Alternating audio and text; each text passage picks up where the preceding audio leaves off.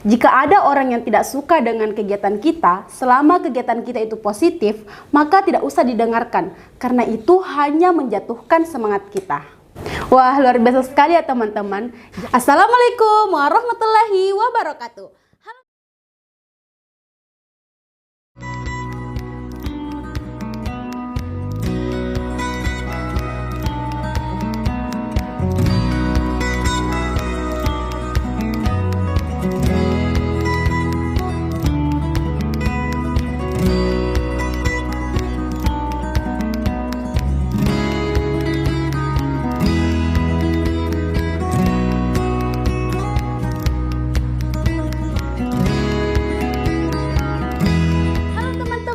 Perkenalkan, nama saya Marwa Burhan dari kelas 12 IPA 3 SMA Negeri 6 Goa. Selamat datang di School Podcast Media Info SMA Negeri 6 Goa. Saya lebih mengutamakan terlebih dahulu belajar dan kemudian organisasi saya. Jelas ya, pastinya mengarah ke pendidikan. Untuk berdaya kita memerlukan sebuah karya, dan sebuah karya itu pastinya didapatkan dari proses belajar.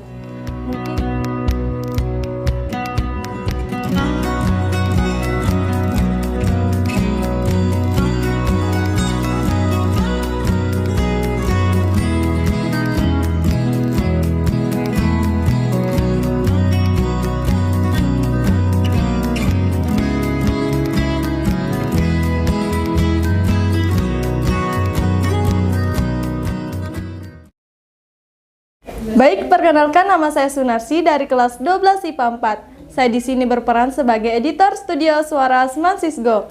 Assalamualaikum warahmatullahi wabarakatuh. Halo teman-teman, perkenalkan, nama saya Marwa Burhan dari kelas 12 IPA 3 SMA Negeri 6 Goa. Selamat datang di School Podcast Media Info SMA Negeri 6 Goa. Tentunya pada hari ini kita akan membahas lebih dalam topik yang menarik, yaitu belajar, berdaya, dan berkarya. Apa sih belajar, berdaya, dan berkarya itu? Apa ada kaitannya? Nah, kali ini kita akan membahas lebih dalam bersama narasumber kita, yaitu siswi dengan segudang prestasi dari SMA Negeri 6 Goa. Langsung saja kita sapa. Halo Narsi. Halo juga Marwa. Bagaimana nih kabarnya? Alhamdulillah baik. Nah, silahkan memperkenalkan diri dulu. Baik, perkenalkan, nama saya Sunarsi dari kelas 12 IPA 4. Saya di sini berperan sebagai editor studio Suara Sisgo. Jadi kalau teman-teman ingin mengetahui kegiatan apa saja yang ada di studio Suara Sisgo, silakan follow IG studio Suara Sisgo di bawah ini. Nah, itulah tadi perkenalan dari Narsi. Tentunya teman-teman boleh dong ikut follow IG studio Suara Sisgo. Jadi kita mau tahu dulu nih bagaimana sih cara Narsi membagi waktu antara belajar dan berorganisasi itu? Baik, terima kasih atas pertanyaan luar biasa. Mengenai belajar dan organisasi itu tentunya memiliki hubungan yang erat, di mana belajar merupakan kewajiban seorang siswa untuk menambah pengetahuan mereka, dan organisasi ialah wadah untuk mengembangkan kemampuan dan kreativitas mereka. Contohnya itu, sebelum saya bergabung di studio Suara Sisgo, saya hanya bisa mengedit foto.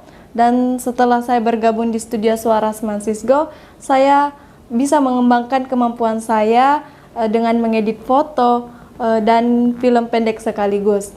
Dan cara saya membagi waktu antara belajar dan organisasi itu, saya lebih mengutamakan terlebih dahulu belajar dan kemudian organisasi saya. Wah, luar biasa sekali ya teman-teman jawaban Narsi mengenai hal tersebut. Baik, selanjutnya bagaimana dengan orang tua? Apakah ada larangan tertentu karena telah mengikuti organisasi atau semacamnya? Baik, sebenarnya setiap orang tua itu melarang sesuatu tanpa alasan. Tapi saya sendiri kadang pulang terlambat dari teman yang lain.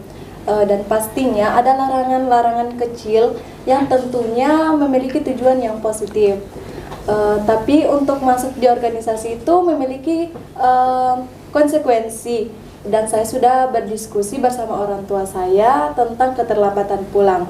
dan akhirnya orang tua saya bisa memakluminya. Wah, luar biasa sekali ya teman-teman. Jadi tadi kita telah mendengarkan banyak hal, baik itu orang tua, belajar, dan berkarya. Selanjutnya kita saksikan dulu nih beberapa prestasi yang telah ditorehkan oleh seorang Sunarsi.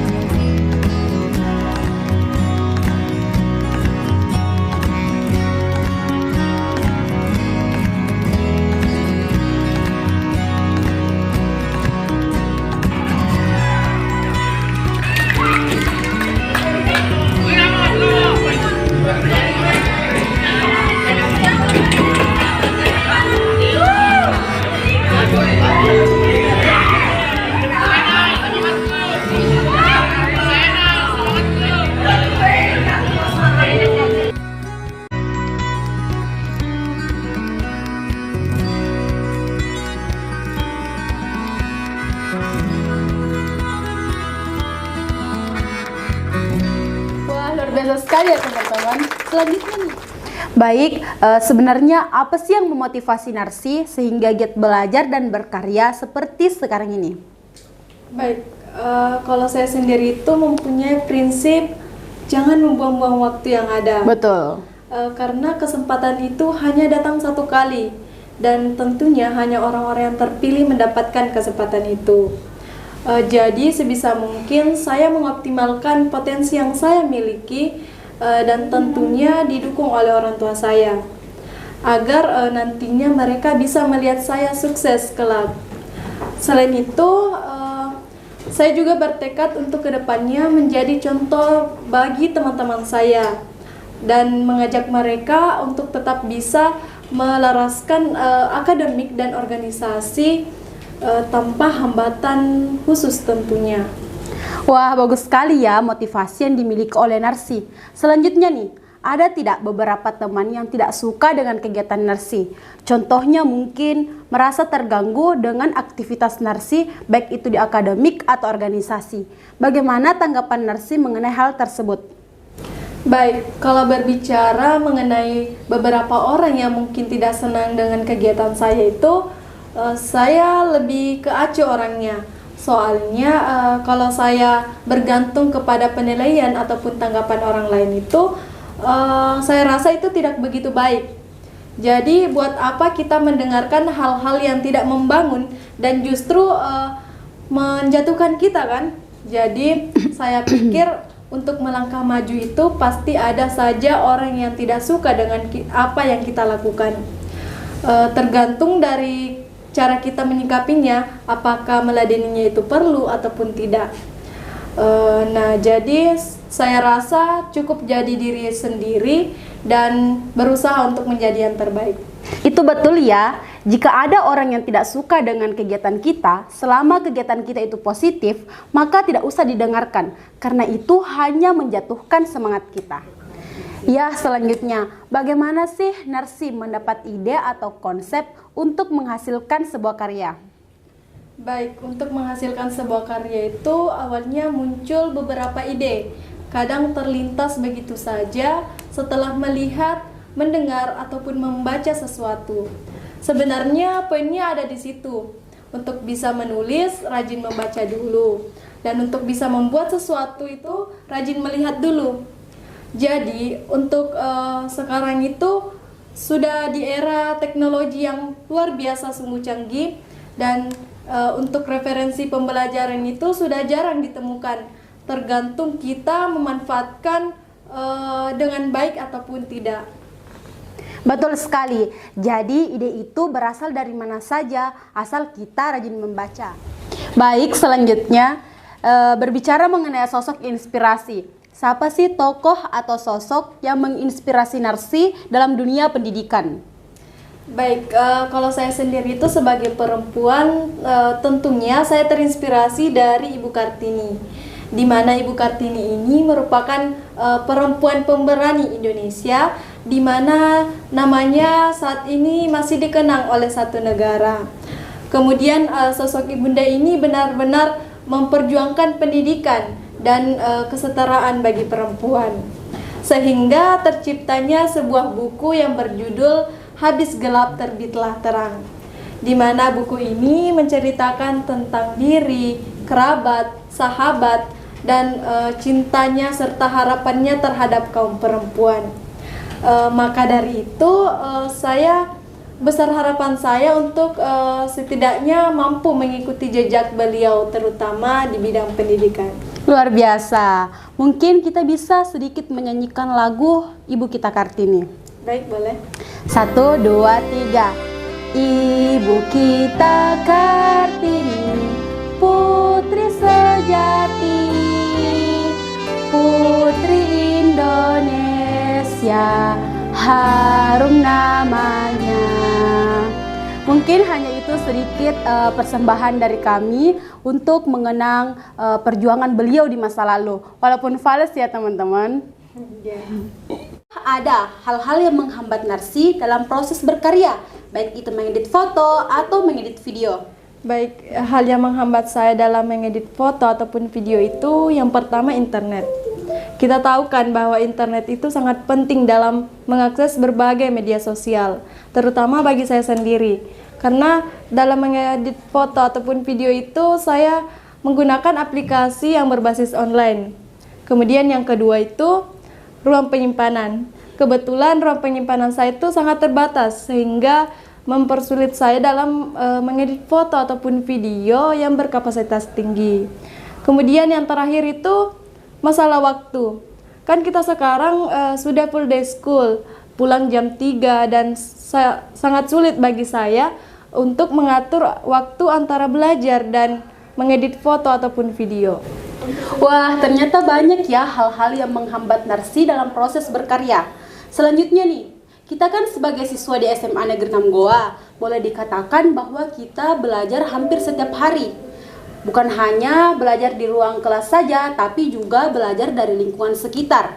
Kira-kira bagaimana sih pandangan Narsi mengenai hal tersebut? Baik, jadi kalau berbicara tentang definisi dari ketiganya ini, jelas ya, pastinya mengarah ke pendidikan.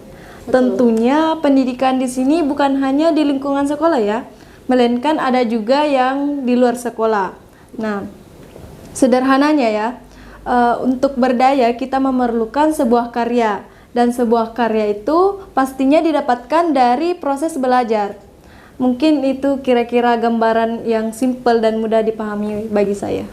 Pemaparannya sangat sederhana ya teman-teman, tapi memuat secara keseluruhan poin yang kita angkat pada hari ini. Selanjutnya, teman-teman di rumah pasti sangat penasaran nih, apa sih tips atau saran Narsi terhadap pemirsa yang ada di rumah agar bisa menjadi seorang siswa yang berprestasi di sekolah? Baik, tips ya. Tips dari saya itu yang pertama rajin belajar. Karena kalau kita rajin belajar, maka kita akan menjadi pelajar yang sukses dan berprestasi. Kemudian yang kedua, memiliki motivasi yang tinggi, selalu berusaha dan menjadi inspirasi bagi banyak orang. Dan tentunya juga selalu mengikuti berbagai perlombaan. Kemudian saran dari saya itu yang pertama, jangan malas. Karena kita tahu kan bahwa malas itu tidak dapat menjadikan kita sebagai siswa yang berprestasi. Kemudian yang kedua, selalu optimis dalam melakukan berbagai hal. Jangan menjadikan keterbatasan sebagai penghalang bagi kesuksesan kita nantinya. Jadi itu tadi tips dan saran dari Narsi kepada teman-teman yang ada di rumah. Semoga teman-teman yang ada di rumah bisa mengamalkan dan melaksanakan apa yang telah dikatakan oleh Narsi tersebut. Itulah tadi bincang-bincang bersama narasumber kita. Terima kasih Narsi sudah menjadi narasumber kita hari ini. Iya, sama-sama juga Marwah. So, terima kasih untuk teman-teman yang sudah nonton. Semangat berkarya, cerdaski, sulselku. Bye-bye. Wassalamualaikum warahmatullahi wabarakatuh.